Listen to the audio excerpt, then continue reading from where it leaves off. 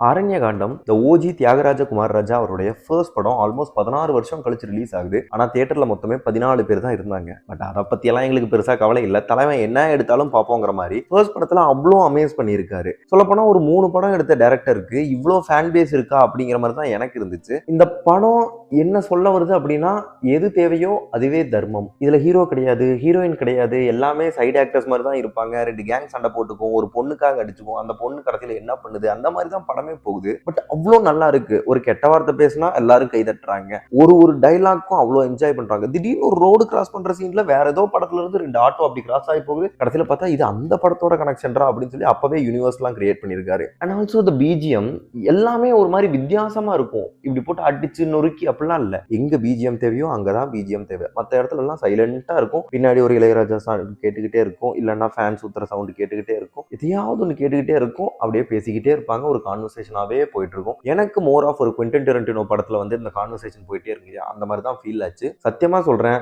Theatre moments எதுவுமே இல்லை அப்படின்னாலும் ரொம்ப ரொம்ப ரொம்ப என்ஜாய் பண்ணி ஒரு கிராஃப்டை ரசிக்கிறதுக்கான எல்லா தகுதியும் இருந்துச்சு. யாராவது தியேட்டர்ல இந்த படத்தை பார்க்காம இருந்தீங்கன்னா தயவு செஞ்சு இப்போ போய் பார்த்து. தியாகராஜ குமார் ராஜானாலே மாஸ் தான்.